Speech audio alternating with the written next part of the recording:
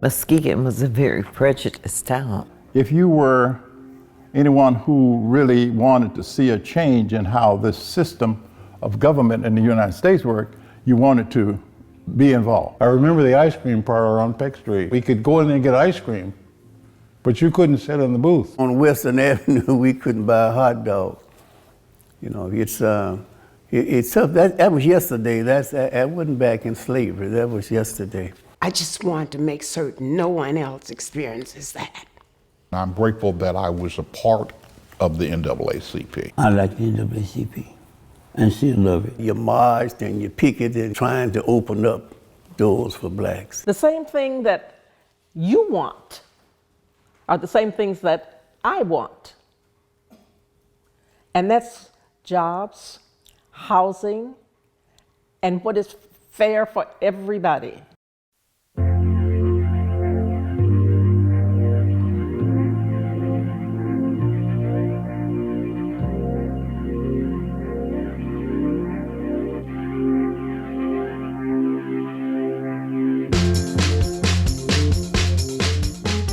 The National Association for the Advancement of Colored People in 1913 started organizing and founded branches in cities throughout the United States.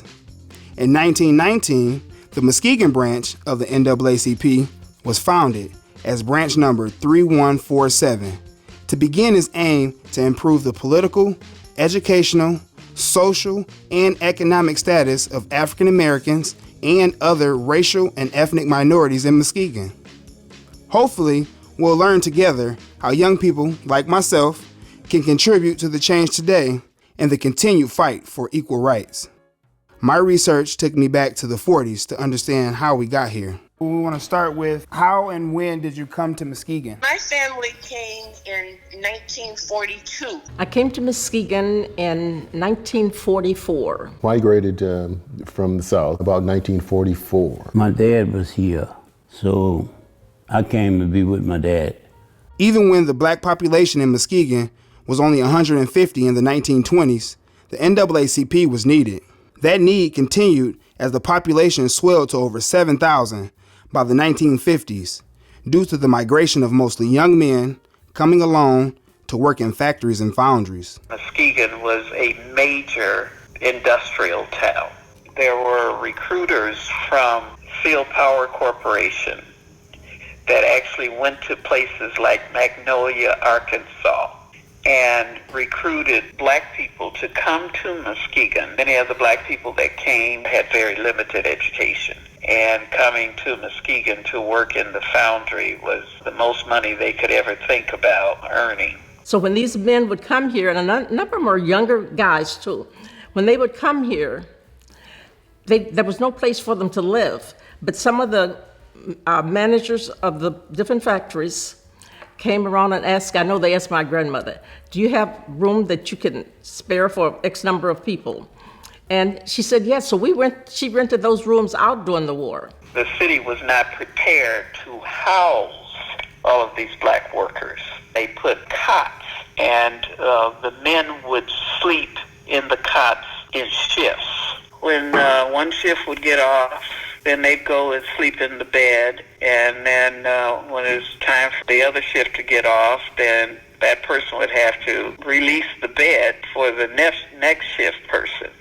So that's where we got the title hotbeds, in the sense that a bed really never had time when the bed wasn't used. And then those guys came here, single ones, came here and stayed there for like years.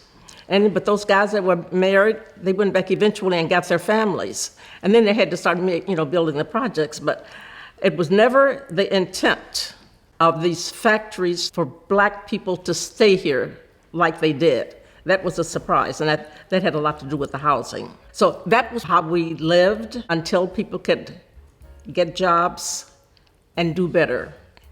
And when I say do better, purchasing their own homes. I left the Army on my way back in Kansas City. I sat at the counter to get served. And I just kept sitting here and everybody getting served around me. And so I asked the lady, what's happening? She said, if you sit in the corner, I'll serve you. So I just bought an old Henry candy bar and got home. See, after the World War II, should have been fighting here. NAACP was always as it is today. It's a system that allowed people to come together and talk about problems of crisis or what have you. The NAACP has always been there. They've always been at the forefront, I think, of fighting for equal justice for everyone. How did the Muskegon chapter of the NAACP get started? Bill Gill's relatives, I'm not sure if it's his uncles or who they were, but his relatives started the local branch of the NAACP in 1919. From 1919 till 1938, we don't have no record. But then when we get to the 40s, then we began to know who was the president and on and on. 1919, the year the Muskegon NAACP was founded, came to be known as the Red Summer for incidents of mass violence, racist mob attacks, and increased lynchings. The late Bill Gill, who was president of the NAACP longer than anyone else. 21, 22 years he was president, and he was an excellent president, and he was a fighter, gutsy guy. He never backed down for trying to advance the cause of people of color in this community. Billy would just jump all over you. He got his point across, but it took that back then because all the times you knew you weren't being treated fair, and you had to go through it. And what is my best route, And his approach was different than mine. I thought I could do it my way, but we were all effective in bringing about some change, and we didn't have to do it alike. You just have to do what you have to do to get it accomplished. My father was a very big influence. I didn't realize how much of a big influence he was until his passing. Not only just Muskegon Banks, but when I seen I got his senators, judges that I had to talk to during that time, and knowing how much he's done not only for, rights of black folks, but also the rights of women, working with Cesar Chavez. I didn't even know that. He met Nelson Mandela, and how one time he met Bill Clinton, and Bill Clinton asked him to help him with one of his campaigns in Michigan. So, my father, to be just a local person in Muskegon, he knew so many faces that you see and hear about on TV, all the time. Well, the activities that the NAACP developed, not just social activities, but activities to get changes made. The marches that were had, the time of meeting in churches when people who would not otherwise have been informed were informed of things that were taking place that would call them to action. This was what the meaning for life was for us because of the NAACP. We used to meet, I believe, every Sunday for 5 or 6 years. Mr. Reynolds, Henry G. Reynolds, who was a mortician, and he owned Reynolds Funeral Home, and he allowed for the NAACP and other groups to come and meet at his funeral home. Of course, the NAACP didn't work alone in the Muskegon area. They worked with organizations, unions, and churches to help get the message out on issues concerning the black community. MAACP was an organization bringing all of the black organizations together under one umbrella. You don't stop doing what you're doing at your organization, but you come together for an issue here for black peoples, and then you all get together for that. And that was a MAACP Black Organization of Muskegon County. And that was under the auspices of the NAACP. We would look forward to the banquets once a year down at the Frontal Theater and wherever these banquets were held. We had some attendance at banquets in schools, at Muskegon High School and around through the community. And these activities caused us to feel more involved than we might have otherwise. We're not separated, one on one side of the street and someone on the other side, but we were working together. From 1955 Up until 1966, you couldn't go into those restaurants. So in 1966, the state conference was here. 1966 was the first year that we, as black, could go to the Occidental Hotel and have a meal. Herbert Hills was the speaker. Herbert Hill was the national NAACP man over housing. Seagree Morris and myself was in charge of the dinner. Herbert Hill spoke on, he told the story about going, they sent 2 blacks to see if they could get coffee, and they was out. 2 white would come behind them and they would serve the white. Herbert Hill's speech was, usually I have nice things to say about people when they feed me, but you white people in this society make me sick. I didn't realize about the NAACP when I graduated from high school. One of the friends I went to high school with, the only job I could get was an elevator operator. And the friend who I'm talking about was a wealthy friend, white friend. And he came by and saw me doing the elevator operation. He said, "Civic, you were smart in school. Why are you running an elevator?" I said, "It's the only job I can get." He said, that doesn't seem right. I said, "That's what I can get, so I run an elevator." So I couldn't get a job.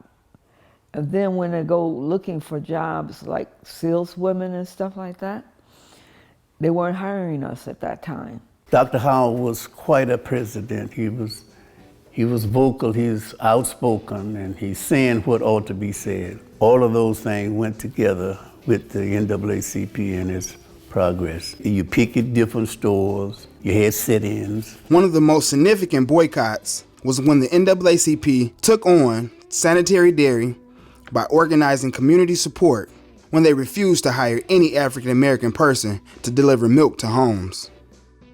What are they going to do to the milk, you know? Because they're black, they can't handle the bottles? They started doing the milk boycott, and sanitary dairy was in the business to sell milk. And when you stop that money from coming in, then they listen. That way you got the first black driver for sanitary dairy. I worked for the United States Postal Service. You would think that as a government organization that racism wouldn't enter into it, but it did. I was the first person of color to hold at least 3 different positions. I was postmaster in Grant, Michigan for a year. I was postmaster in South Haven and postmaster in Spring Lake. In addition to being the first supervisor to being a branch manager right here in Muskegon Heights. So that was my proudest accomplishment, was to be at the branch in the city where I grew up. When I go to meetings, and if I hear somebody got a job open in the qualification, I know fellows who had gone to college and who had training. I had their resume under my couch, so when I leave the meeting, I call them and tell them about this job opening. We had a meeting, and the NAACP was going to picket Ben Loeb, who's a top person with the United Way.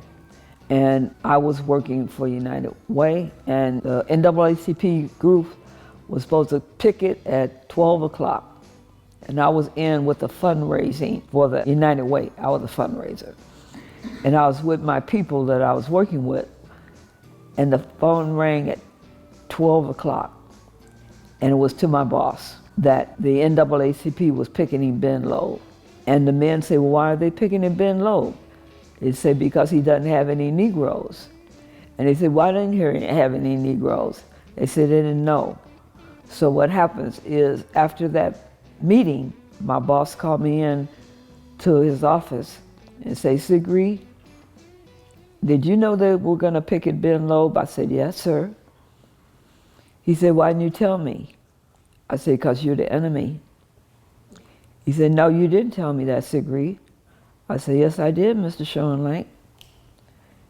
He said, "Well, do you know the people involved in it, in the NAACP?" I said, "Yes, I do." He said, "You know the names of all the people?" I said, "Yes, I do." He said, "You gonna give them to me?" I said, "I'm gonna give them to you, but if anything happened to those people, There's a militant group right outside the line. They really to come in here and help us with our fight. He said, that's a threat, Sigrid. I said, no, that's the truth. So what happened is, he said, well, give us the name. Well, nothing happened to them. So it was a meeting called with the NAACP. Those kids weren't afraid to pick it. And I see them now that they were brave to get in line. And they explained to them that they want to change in the community. The NAACP youth group, when they picketed Ben Loeb, they had people spitting on them and calling them bad names and stuff. NAACP was strong, and it's still strong. And I've learned to fight because we know we have a group that will stick together and fight. I just got out of the military, and I was working as a junior plasterman, and I kind of liked that job. And I got a call from the Urban League and also from the NAACP that they had talked to Mr. Grossman at Grossman's department store about putting a black salesman in. And they wanted me to go down and interview, and I told them I didn't want that because I was happy with it being a plaster. So they called my boss. He came over and talked to me. He says, we don't do much plastering in the wintertime. He said, now why don't you go ahead and talk to the Grossmans? I didn't realize that, you know, the importance of that at that time. So I went down and talked to Herman Grossman, and I decided to give it a try. And I was the first black salesman at Grossman's department store, first black on Western Avenue. They were looking for people to get into job opportunities that were not available. And they always say, if you send me the right person, we'll hire them. I went to the bank. That was in 1962. Western Avenue was just flashing, really. And the bank was right in the middle of all of this. And I talked to the vice president, who was also on the Urban League board. And he said, almost like kind of hush hush, well, I've got to go to the board, but as far as I'm concerned, I want you to work. But I have to talk to them and see what they say and give you a call. I said, okay. So I went home, and I don't know if it was like the next day or two, he calls me and tells me that I have the job. When I showed up for the job that morning, and that was during the time of typewriters then. Oh, everybody was just going and the typewriters were just going. And when I walked in the door, everything just shut down. My mother was in real estate in California. And so I said, well, you know, I'm gonna go into real estate. My daughter found the ad in the paper. They were looking for real estate salespeople.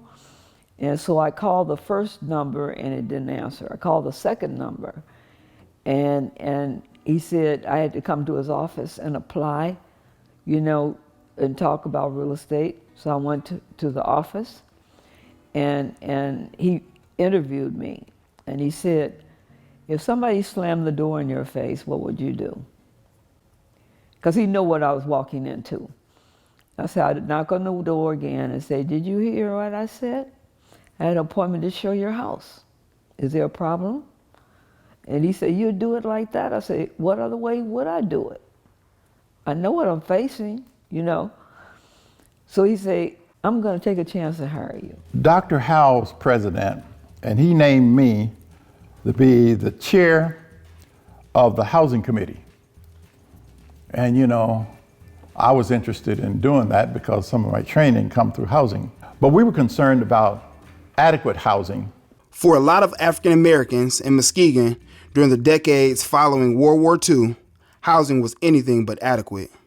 Fairview homes, also known as the projects, were referred to as cardboard houses by its residents. People were living in rented boxcars. Those that could afford houses were limited by realtors and lenders restricting available land through illegal practices called steering and redlining. After the war was over, they thought they were going to go back south, but they didn't. I looked at this house and decided maybe it was a repossessed FHA home.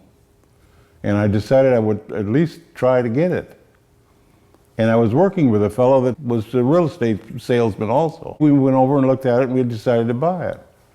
I was living downtown at that time, but the Muskegon Federal Savings, which I had my home with down there, they wouldn't approve the loan for this building. So I was turned down by 3 companies. And through the Urban League and the NAACP, I was told about the Molly Brown. That was the first I ever heard of Molly Brown. And they said, once you've been turned down by 3 companies, you can finance that directly with FHA, direct through the government. So we went to Grand Rapids. It took about 15 minutes, and they approved it. So that's when I bought that house. But if it hadn't have been for the NAACP and also the Urban League, I probably would have never got that house. I had seen a house advertised in the paper, and it was exactly what I thought we wanted. And when I called, the realtor said to me, you don't want to see that house because the blacks are moving in that block. I'll show you a house on Beach Street that's just perfect for what you want.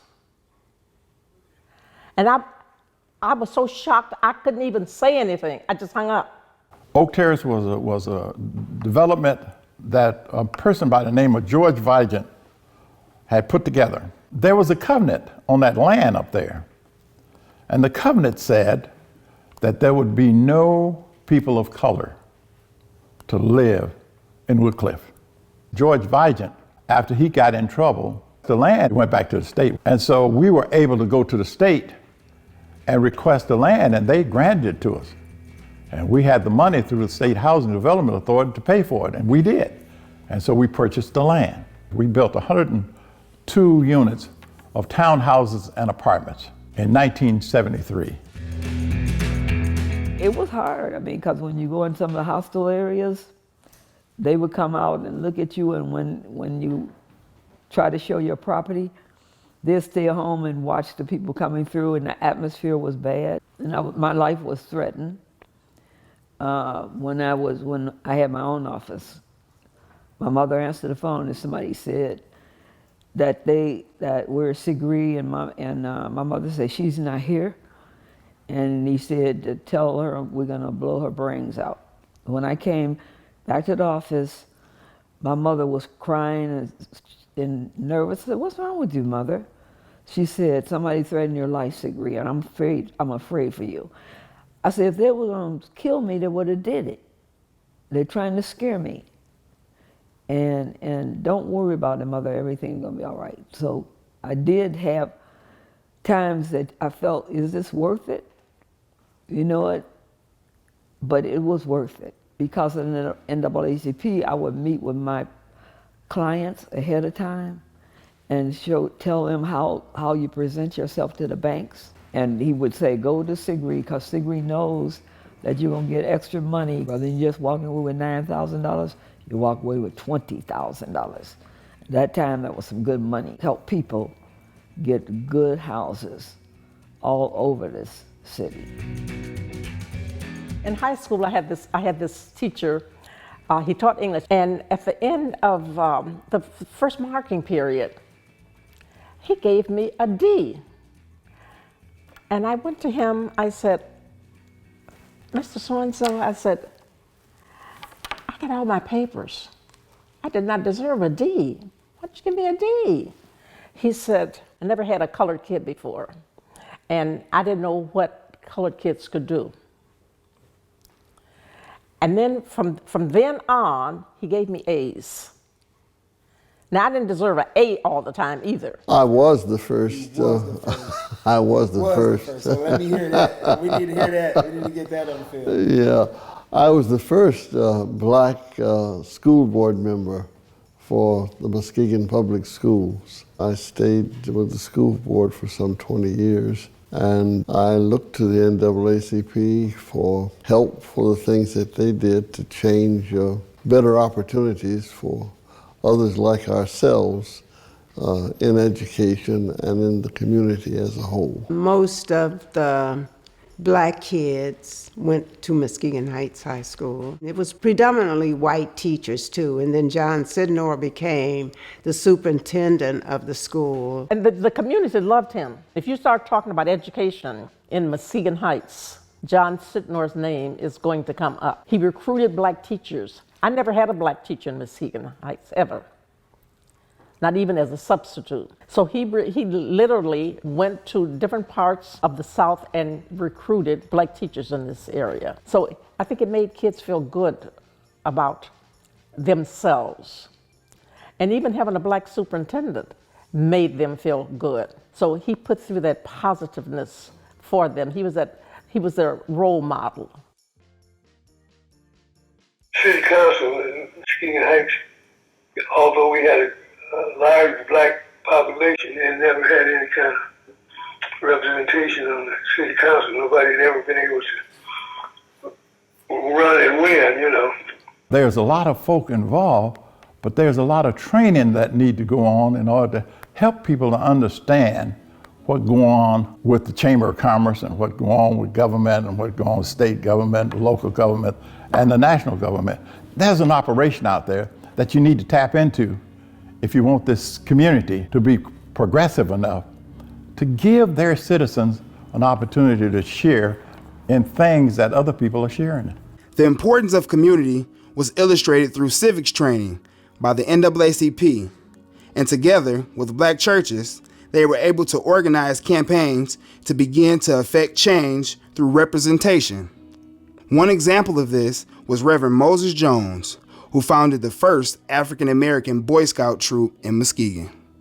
We went around to community, to all the churches and so forth, ran a campaign, and we were successful in that. I not only won, I led the vote, so it was the first black councilman in Muskegon Heights. He was the only person of color on the Heights City Council, and he really didn't have a lot of help. Well, shortly after that, Herman Ivory was the next person to go up there with him, and then they started to do some things. They were the first two to really give us an insight of what you can do if you have a voice at the table. I mean, you have got to attend every kind of meeting that go on in government in order to have a good grasp of what's going on. And when they started to do that, then the citizens of Muskegon Heights began to see some of the results. One time I was president of the NAACP, and it was all about bringing about change, and we worked very, very closely with the young people, and they were meeting other kids, getting educated, helping them get into college, teaching them how to learn and, get jobs. My happiest time with the NAACP was with the youth group. And I remember in high school, we had sit-ins at a drugstore that was on the corner of Hackley and Hoyt Street. And one of my classmates' dad owned that store. And they had those, the old kind of high seats that you set up on. And that was going in and asking for a soda and milkshakes. Well, rather than serve African Americans, he took the stools out. It wasn't just African Americans that were sitting in. These were some good white folks also. And we tried things like having them to go in first, no problem. They sat down and ate. If we went in together, we were ignored for long periods of time. The youth branch of the NAACP has served as waiters at the dinners for the NAACP, and we used to enjoy it. We were expected to grow up and to be productive citizens. So in pursuing our education, the adult portion of the NAACP constantly told us that we're banging on doors, we're trying to make way for you to grow up to fulfill those jobs that are out there, and to make sure that our country and our community practice what it preaches in terms of equal opportunity and access. I did pursue that in engineering, even though I was advised that there were no Negroes in engineering. Throughout my almost 30 years of engineering, I was oftentimes the first and one and only black engineer in about a half a dozen corporations and businesses in Western Michigan. Going down on Pine Street, we passed Bill Gill's family's pool hall in another little building, and there was a sign that said NAACP. And so Mother said, when you get older, you're going to do that. And I was in the youth group until I graduated from high school in 1958. So with you working with the youth group, do you remember the focus? Definitely on preparing for the workplace, on taking tests. Had my church and the NAACP taught me about that, I might not have passed the test for nursing school. We were all young men about the same age, probably our late 20s and so forth and so forth. And there was another young man's friends, some of them I had gone to school with.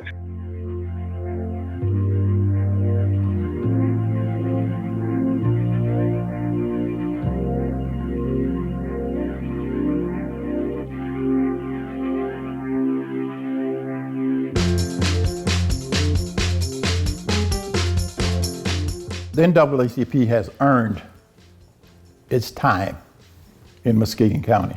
This is very much needed. This is where we were in our 20s when we were, out there really pushing to make a difference. So you ask yourself, what are you doing to make things better?